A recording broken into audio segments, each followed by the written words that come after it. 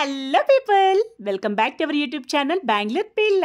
ఇవాళ women's day స్పెషల్గా ఒక పర్సన్ అయితే మా కోసం అయితే కర్రీ అయితే ప్రిపేర్ చేశాడండి. టేస్ట్ ఎలా ఉందో చూసేద్దాము. ఏ మాటగా మాట చెప్పుకోవాలి కానీ టేస్ట్ అయితే మాత్రం అద్రిపోయింది. ఇప్పుడు ఈ వంకాయని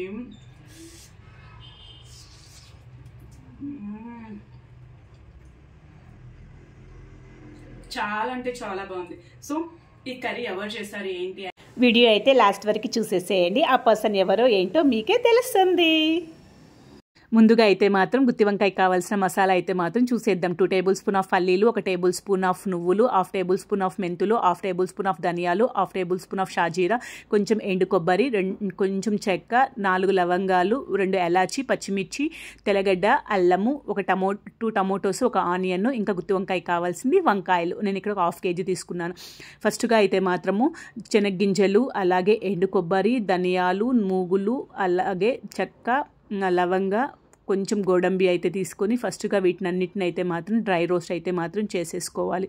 దీన్ని అయితే మాత్రం చల్లారి పెట్టుకొని ఫస్ట్గా మిక్సీలోకి అయితే మాత్రము మనం ముందుగా వేపించుకున్న ఎండు కొబ్బరి, అలాగే పల్లీలు, ధనియాలు, మెంతులు ఇవన్నీ మిక్సీకి అయితే మాత్రం ఫస్ట్ మిక్సీకి అయితే మాత్రం రుబ్బిచ్చేసుకోవాలి.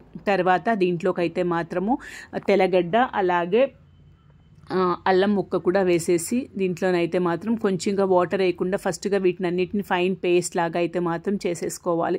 తర్వాత దీంట్లోకి అయితే నేను ముందుగా అయితే మాత్రం ఒక చిన్న సైజు నిమ్మ సైజు అంతా అలా చింతపండు అయితే నానబెట్టేసుకున్నాను. తర్వాత దీంట్లోకి అయితే మాత్రం చింతపండునైతే మాత్రం గుజ్జునైతే యాడ్ చేసేసి మిక్సీకి అయితే పట్టించుకోవాలి. తర్వాత దీంట్లోకి అయితే మాత్రము ఆనియన్, అలాగే ఒక 2 టేబుల్ కొంచెం పసుపు, 2 టేబుల్ స్పూన్ ఆఫ్ కారము, అలాగే 1 టేబుల్ స్పూన్ ఆఫ్ ధనియా పౌడరు వేసేసి దీన్ని అయితే మాత్రం కొంచెం వాటర్ వేసి అయితే మాత్రం మిక్సీ అయితే పట్టించేసానండి.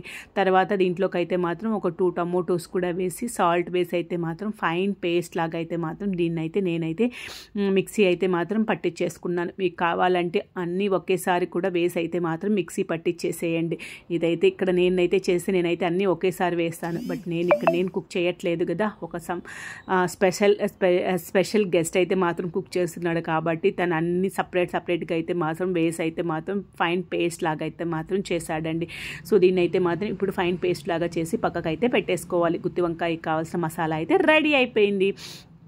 ఇప్పుడైతే మాత్రం ముందుగా అయితే మాత్రం వంకాయలు అయితే మాత్రం గుత్తి వంకాయకి కావాల్సింది ముందుగా వంకాయలు అయితే మాత్రం కట్ చేసి ఉప్పు పసుపులోకి అయితే వేసేసుకోవాలి. తర్వాత ఇక్కడ ఒక కడాయి తీసుకుని కడాయిలోకి అయితే మాత్రం నూనె వేసి ముందుగా మనం కట్ చేసి పెట్టుకున్న వంకాయలంతా మాత్రం వేసేసి మూత పెట్టేసుకుని ఒక 5 to 7 మినిట్స్ అండి వంకాయలను అయితే మాత్రం మంచిగా అయితే ఆయిల్లో అయితే మాత్రం మగ్గయించుకోవాలి.